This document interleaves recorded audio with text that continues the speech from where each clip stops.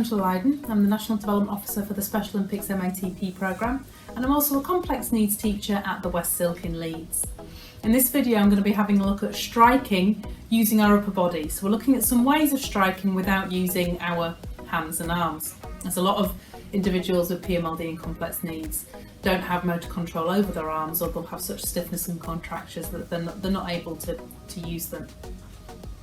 So to begin with, we're just going to look at knocking things over. Now, I understand that a lot of students are in reclined chairs and they may not be able to move their shoulders forwards, or students may need their chest straps loosening for them to get their shoulders forwards.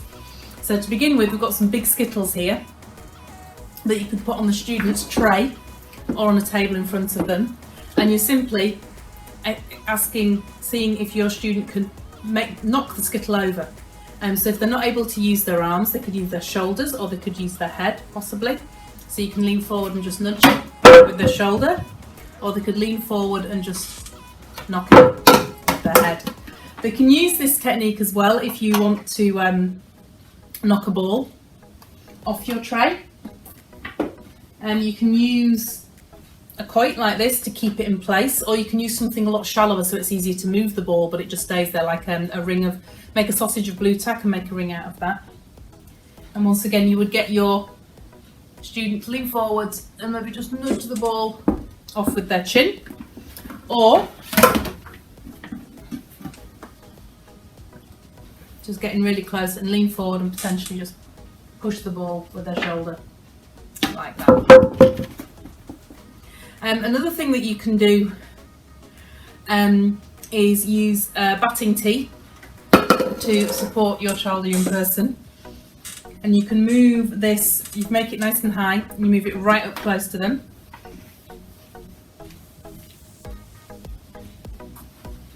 And find a ball that is small enough to nudge off, and then you put this right next to your student, and they might use their shoulder. I mean, they might even decide to nudge the pole to knock the ball off, like that. Or they can use their head, getting close, and use their head to knock the ball off the batting tee. Any of these can be used to knock over skittles, or to go to some other target like a switch in a bucket that makes a sound. Any of these things you can do with these as well. You can support your student to do striking with their upper body using a ramp.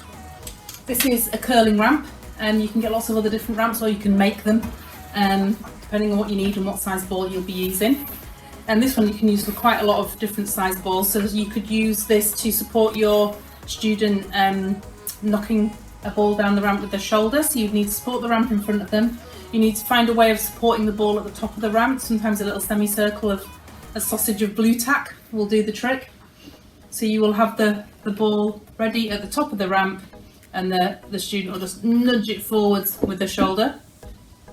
And another way you can do this is if you move side on, and you can have some skittles ready, so you can point your ramp towards the skittles for extra impact, and you can have the ball balanced on the student's shoulder at the top of the ramp, and just get them to nudge it down using their head or their chin, like that. And finally, we can use this resource slightly differently. And just like we did when we were practicing striking with our hand, you can have something velcroed on there, and if that's too low down, just simply wind it around the top. And once again, you can get your child or young person, all they're having to do is just make that balloon move, having some impact on their environment, using their head or their shoulder, or any other part of their upper body for that matter.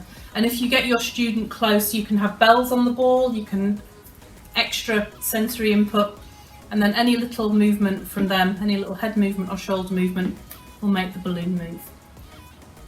So there's some ideas for striking, not necessarily using your arms and hands.